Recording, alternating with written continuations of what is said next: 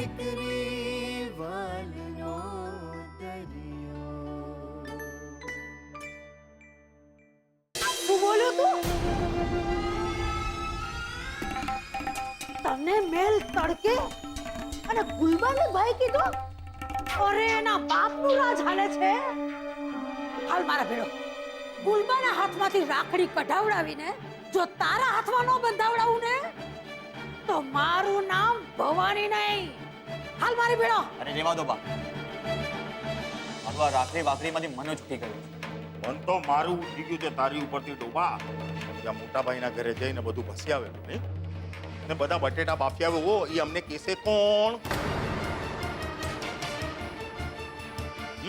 અહીંયા આવીને પાછો ખેંચે શું? હે મમ્મી આજો અમારી કિંજલ બેને રાખડી બાંધી, અમારી સેજલ બેને રાખડી બાંધી ને અમારી વાલી છે ને પેલી બીજલ એને રાખડી બાંધી. હે તો હું શું કરું પપ્પા?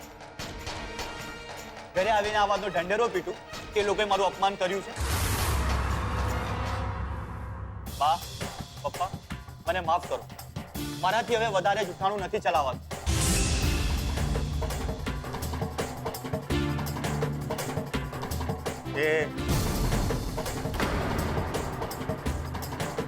ક્યાં ચાલ્યો? હા ક્યાં ચાલ્યો?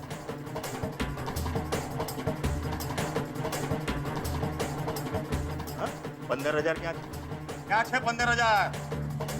આ ઘરમાં રહેવું હોય ને તો 15,000 આ હાથમાં મૂકવાના છે તારે. લાવ લાવ મારા 15,000 લાવ. પૈસા તો નથી. અચ્છા પૈસા નથી ને દીકરા? તો આ ઘરમાં તારી માટે જગ્યા પણ નથી.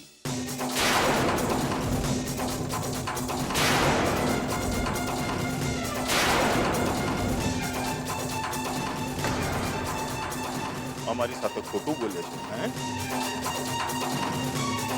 ને લડી લડીને થાકી ગયો હે? અરે આ લડી લડીને અમે થાકી ગયા છીએ. હવે તારા સમજ્યો? અને દીકરા જેમ તારો આ બાપ દુકાનની બહાર છે ને એમ સમજી લેજે તું પણ આજથી આ ઘરની બહાર. જો આ ઘરમાં રહેવું હોય ને તો આ હાથમાં 15,000 રૂપિયા મૂકજે. નહીતર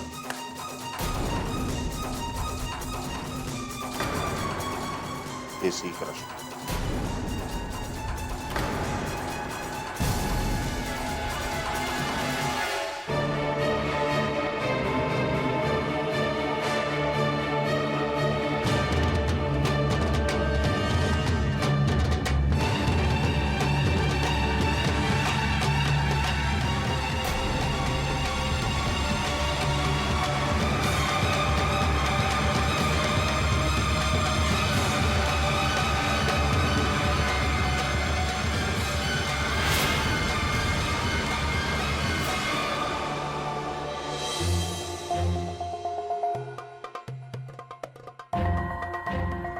હું તો બસ મગજમાં શંકા થઈ એટલે ક્લિયર કરતો હતો બસ. એટલે તારી શંકા તો ક્લિયર થઈ ગઈ. તારી શંકા તો ક્લિયર મને પણ ક્લિયર કટ સમજાઈ ગયું છે. કટ સમજાઈ લાગે છે આપણે પોતપોતાની રીતે ઘરે પોતપોતાની રીતે એ આગળ જતા વધુ સારું રહેશે. વધુ સારું રહેશે.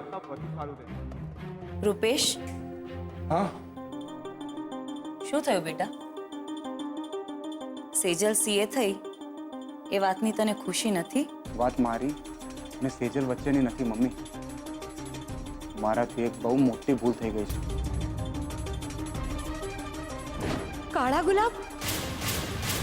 બજારમાં કાળા ગુલાબ મળતા નથી એટલે ક્યાંક ઉત્કર્ષે ગુલાબને આ કાળો રંગ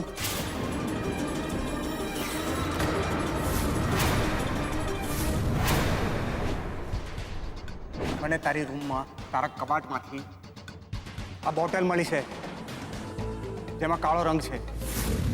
મેં તારા કબાટમાં કિંજલનો સેમ ફોટો જોયો છે જે ત્યાં ફ્રેમમાં હતો. આપણી આટલા વર્ષોની મિત્રતામાં તે મને આટલો જ ઓળખ્યો? હું તો બસ મગજમાં શંકા થઈ એટલે ક્લિયર કરતો હતો બસ. તારી શંકા તો ક્લિયર થઈ ગઈ ને મને પણ ક્લિયર કટ સમજાઈ ગયું છે કે મારો ભાઈ મારો મિત્ર આ બધું ફક્ત કહેવા પૂરતું છે. હવે તું જ કે મમ્મી આમાં મારો શું વાંક છે? મેં તો ઉત્કર્ષને પૂછતા પહેલા જ કીધેલું કે ખરાબ નહીં લગાડતો. અને તું જ કે મનમાં જો કોઈ શંકા આવી હોય તો શું એને રાખી મૂકવી સારી કે પૂછી લેવું સારું? પણ ઉત્કર્ષે તો મારી વાત બસ પકડી જ લીધી. મમ્મી પ્લીઝ તું મારા વતી ઉત્કર્ષ સાથે વાત કર ને પ્લીઝ. એ તો હું કરીશ જ બેટા. તમારા બંનેની મૈત્રીને એમ હું તૂટવા થોડી દઈશ. પણ ધર્મ શું કહે છે? શબ્દોથી મોટી બીજી કોઈ તલવાર નથી. અને તારા શબ્દોના કારણે ઉત્કર્ષનું મન દુભાયું છે. એના વિશ્વાસને ઠેસ પહોંચી છે. તો એને ઠીક થતા સમય તો લાગવાનો જ ને.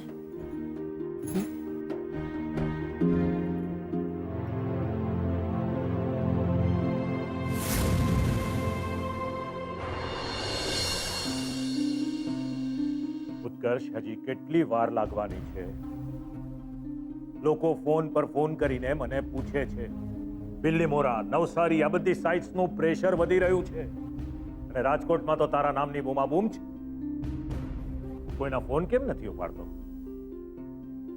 સોરી અંકલ, બસ મને 2 દિવસ આપો, બધું કામ પતાવી આપું છું.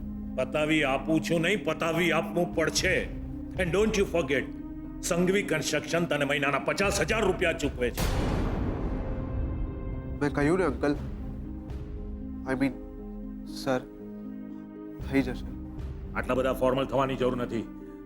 શું પ્રોબ્લેમ શું છે? આ તો બોલ ને, એટલે આપણે એ વાતનો નિવેડો લાવીએ. બોલ. ખબર નહીં અંકલ, પણ મનમાં ઉકળાટ જેવું લાગી રહ્યું છે.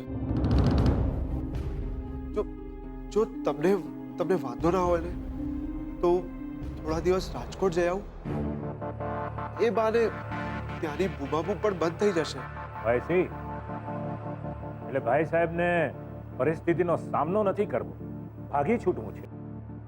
એક વાત સમજી લેજે ઉત્કર્ષ, જો ભાગી છૂટવું જ બધી સમસ્યાનું નિવારણ હોત ને તો આજે આખી દુનિયા વણઝારાની જેમ જીવતી હોત. સમજદારી અટકવામાં નહીં, જીવનમાં આગળ વધવામાં છે. સમજ્યો? હા અંકલ, બસ 2 દિવસ, હું બધું ઠીક કરી દઈશ. તારી જાતને પણ જો બેટા, તું પણ સારી રીતે જાણે છે કે મને રૂપેશ કરતા વધારે વિશ્વાસ તારામાં છે.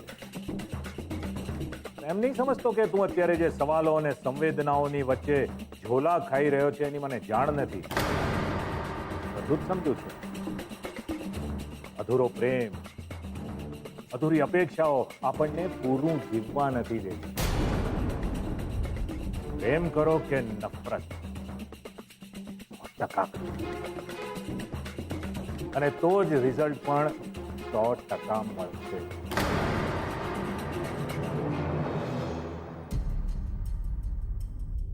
બે ચાર ફોટા ફાડી નાખીને કહી દીધું કે હું પ્રેમ નથી કરતો, અને પછી એ જ ફાટેલા ફોટાને ફરી સાંધવાનો શું મતલબ? 2 દિવસ જોઈએ છે ને તને? આપ્યા. 2 દિવસની મુદત આપું છું.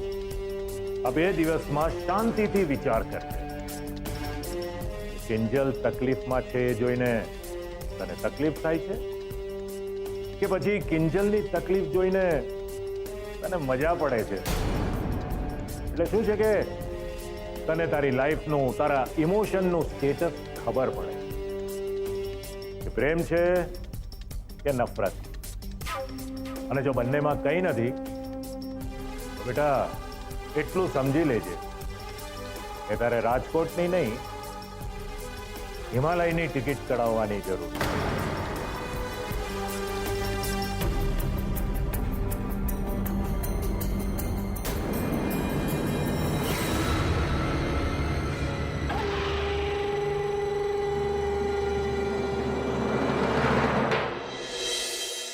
કિંજલબેન, હું શું કહેતો હતો કે આપણે મસાલા પૂરી સાથે મસાલા ચા આપીશું. કેવી વાત કરે છે ગુલાબ? શીતળા સાતમમાં કોઈ ચૂલો પણ ના પેટાવે તો તારી ગરમ ચા ક્યાંથી પીવાના? હું તારીણી, આ તો મને સૂઝ્યું જ નહીં. સાહેબ, આપણે દુકાનમાં ચૂલો ઠારવાના. શું વાત છે મોહનભાઈ? કઈ બહુ મોટી મંત્રણા ચાલી રહી એવું લાગે છે ને કઈ?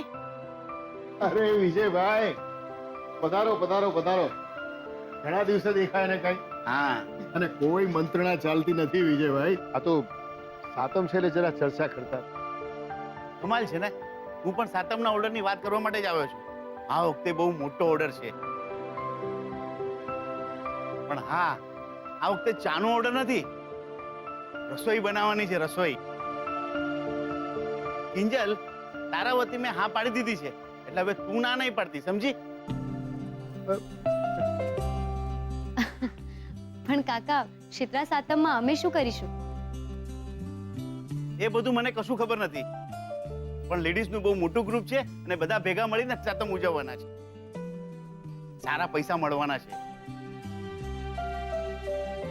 એટલે મને થયું કે આ કામ તો કિંજલને જ મળવું જોઈએ. પણ કાકા, આટલા બધા લોકોનું જમવાનું બનાવવાનું હશે તો પછી મરી, મસાલા, વાસણ, સામાન ઘણું બધું જોઈશે.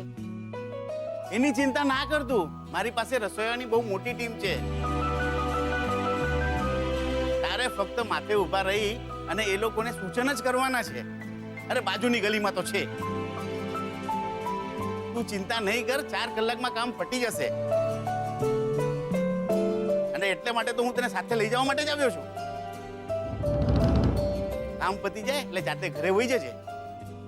નહીં, એ જાતે નહીં આવે. કેમ, શું થયું? નહીં વિજયભાઈ, માથે જ ઊભા રહેવાનું હોય તો પછી ગુલાબને લઈ જાઓ ને. કિંજલ અહીંયા દુકાન સંભાળશે. મોહનભાઈ, મેં તમને કહ્યું ને કે લેડીઝનું ગ્રુપ છે, એટલે તો મેં કિંજલનું નામ સૂચવ્યું છે, સમજો ને. નહીં વિજયભાઈ, તમે પપ્પા, વિજય કાકા સાચું કહી રહ્યા છે. તમે આમ આવો ને, 1 મિનિટ. હા શું? પપ્પા, બાજુની ગલીની જ તો વાત છે. અંધારું થતા પહેલા આવી જઈશ. જવા દો ને. ખોટી જીત કરી રહી છે કિંજલ. તને ખબર છે કે હું તને નહીં જવા દઉં. પપ્પા પ્લીઝ, આમ ડરી ડરીને મારાથી નહીં જીવી શકાય. મારા કારણે મારા મમ્મી પપ્પાને જો આમ ડર અને ચિંતા રહેતા હોય ને, તો નથી જોઈતો આ દીકરી જન્મ. કિંજલ, ભગવાનને આવું ન કહેવાય બેટા. તું જ તો અમારી હિંમત છે. તો પછી વિશ્વાસ રાખો, મને કંઈ નહીં થાય. તારા ઉપર વિશ્વાસ છે મને કિંજલ, પણ પેલા સુશાંત ઉપર નથી. એ ગમે તે કરી શકે એમ છે. બેટા ભૂલી ગઈ પેલા ફોટા વાળી વાત? ભૂલી નથી ગઈ, યાદ નથી રાખવા માંગતી. પપ્પા પ્લીઝ જવા દો ને, તમે ચિંતા ના કરો. જો જેવું કામ પતે ને એટલે તરત તમને રિંગ કરી દઈશ. તમે ગુલાબને મોકલી દેજો બસ. હવે તો તમને કોઈ વાંધો નથી ને? તો જાઓ. ઠીક છે, જાઓ. વિજય કાકા, તો આપણે જઈએ. હા, ચલો ચલો.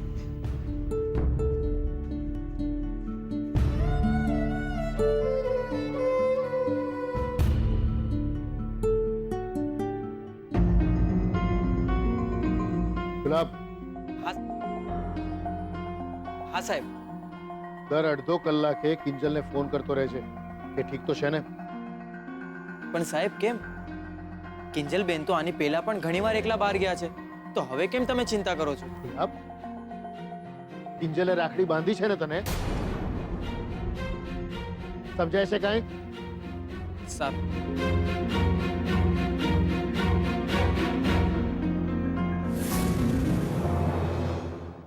અરે યાર, ખુશ્બુ લફડું થઈ ગયું છે. કેમ, શું થયું? ઓલા ઉત્કર્ષને ખબર પડી ગઈ કે શરબતમાં આપણે દવા મિક્સ કરી હતી? ઓહ, એવું ના બોલ. સારું થયું કે હજુ સુધી એ વાત બહાર નથી આવી.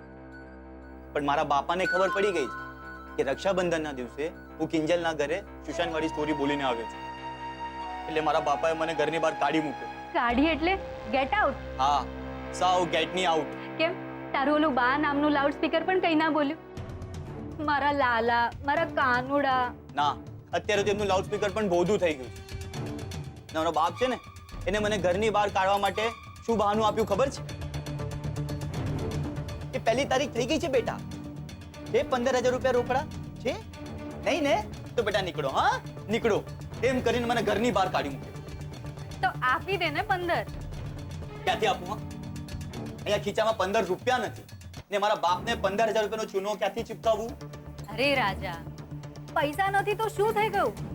આ ખુશ્બુ છે ને, તો જ એની ચિંતા કરે છે. એટલે તું મને પૈસા આપીશ?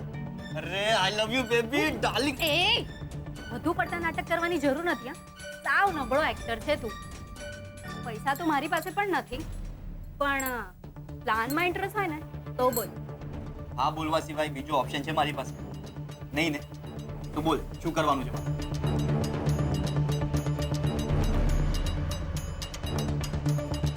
અરે વાહ ખુશ્બુ,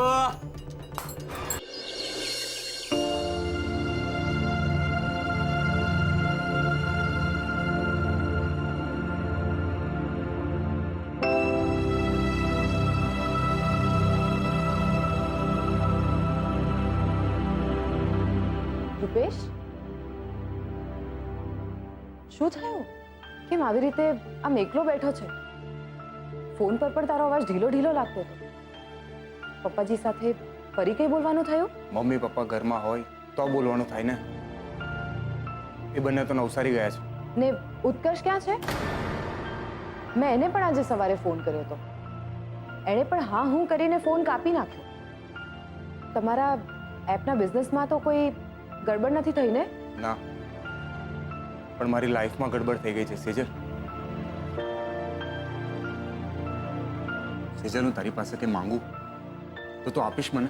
આવું કેમ પૂછે છે રૂપેશ? તું મારા અને મારી ફેમિલીના સપોર્ટ માટે હંમેશા ખડે પગે ઊભો રહ્યો છે, અને આજે તને જ્યારે મારા સપોર્ટની જરૂર હોય તો હું ના પાડી દઉં? બસ તારી સેજલને તું આટલું જ ઓળખી શક્યો? હા સેજલ, એવું નથી, પણ તારા માથે તારી અલગ જવાબદારીઓ હોય છે. તારે જોબ માટે ઘણા બધા લોકોને મળવાનું હોય છે. ત્યારે દર વખતે હું એમ ના કહી શકું ને કે ઇન્ટરવ્યુ અડધેથી છોડીને મારી પાસે આવી જાય. મને એ કરવામાં પણ કોઈ વાંધો નથી રૂપેશ. ઇન્ટરવ્યુઝનું તો શું છે, રોજનું થયું.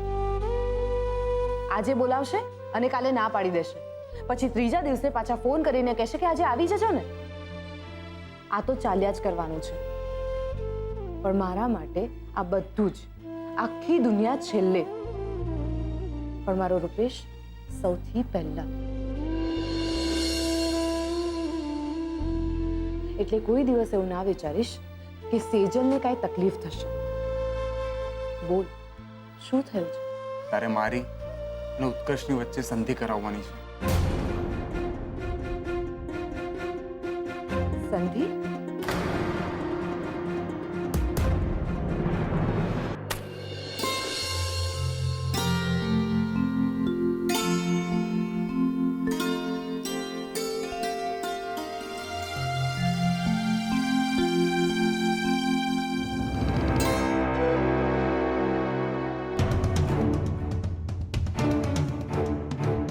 સાહેબ, તમે ચિંતા ના કરો, મારી કિંજલબેન જોડે વાત થઈ ગઈ છે. એ 7-1 વાગ્યા સુધીમાં આવી જશે. ગુલાબ, કામ તો માત્ર 4 કલાકનું હતું ને, આટલું બધું મોડું કેવી રીતે થાય? એ હવે હું કિંજલબેનને કેવી રીતે પૂછું? તમે જ ફોન કરીને પૂછો ને.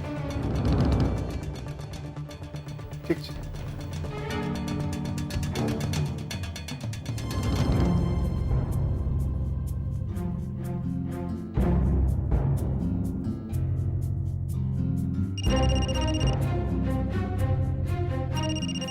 મને હતું જ કે હજુ સુધી પપ્પાનો ફોન કેમ ના આવ્યો. હા પપ્પા. કિંજલ, પપ્પા ચિંતા ના કરો, અહીંયા કામ પતી ગયું છે. હું વિજય કાકા સાથે પૈસાનું પતાવીને દુકાને જાઉં છું. નહીં, તું એકલી નહીં આવે. તને કહું ને તો બધું કામ પતી જાય ને એટલે મને કહેજે, ગુલાબને અહીંયાથી મોકલીશ. સારું. પપ્પા, વિજય કાકા આવી ગયા છે. હું તમને પછી ફોન કરું. હા, ઠીક છે.